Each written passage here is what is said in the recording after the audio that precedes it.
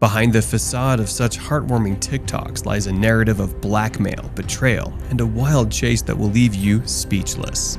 Join us as we dig into the secrets of these seemingly harmless influencers who now find themselves serving life sentences behind bars. Arsene and Mahek Bukhari were all about that TikTok life, sharing glam moments on social media like bona fide BFFs. Arsene enjoyed all the perks that came with her daughter's social media stardom.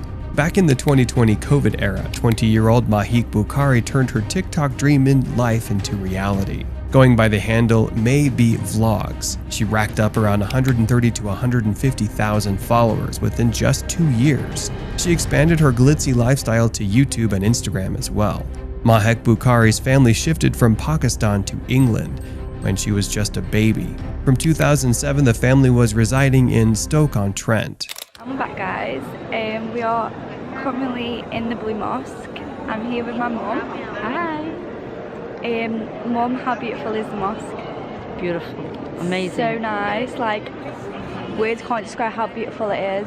While her father led a private business, her 45-year-old mom lived anything but a low-key life. Mahek's brother, Arman Ali Bukhari, and her mom were the main stars of Mahek's TikToks. In 2019, Arsene made her account on Azar, where users can connect randomly for a chat with the hope of shaking up her social scene. She exchanged numbers with a 19-year-old guy named Saqib and started chatting with him on a daily basis. Arsene had no plans of leaving her husband. To her, it was just a fling for some fun. But for Saqib Hussein, it was a real deal. Their 3-year secret roller coaster romance saw Saqib splashing the cash, wining and dining her at hotels and shisha bars. Saqib had spent almost £3,000 on her. As 2022 rolled in, Arsene was ready to call time on her not-so-innocent affair. But Saqib wasn't having any of it. The guy was smitten and wasn't about to let go. This was the moment his obsessive nature came into play. When Arsene started hitting ignore on his calls, Saqib took a dark turn and resorted to blackmail. He opted to exploit their recorded intimate moments by threatening to share them with her husband and son. Arsene's little romance had turned into a full-blown fright fest, leaving her concerned and turning to Mahek as her only source of support.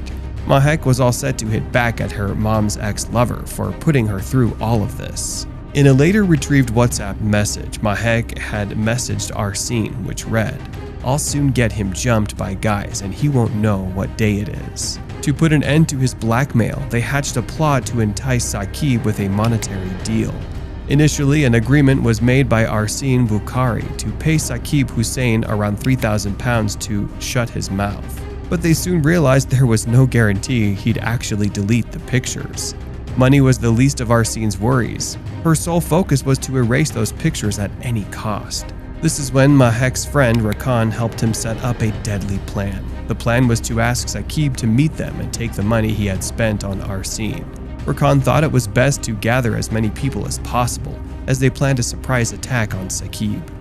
Unwilling to go solo, Saqib looked out for someone in his hometown, Banbury, to give him a lift. One of his friends, Muhammad, took the bait and decided to drive Saqib to Leicester.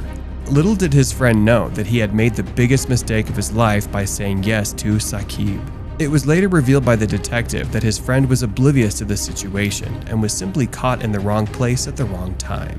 On the 11th of February 2022, before the clock had struck midnight, Hashim drove Saqib to Leicester. Rakan gathered a group of his trusted fellas at Tesco supermarket to await Saqib's arrival.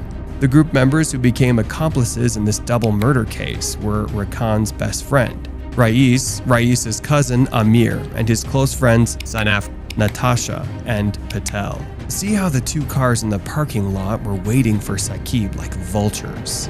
In the dead of night at around 1 a.m., something felt fishy to Saqib when they arrived at the Tesco car park. His gut feeling prompted him to pull back the car and get out from there without wasting a second.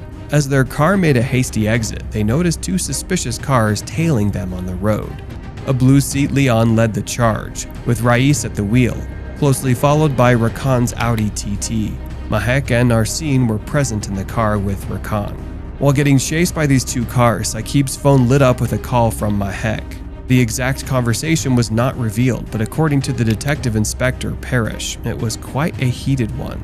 After the call, Saqib knew things were spiraling out of control. In a flash, he dialed 999, letting the operator know that they were in a nail-biting car chase, with the other cars gunning to ram them off the road.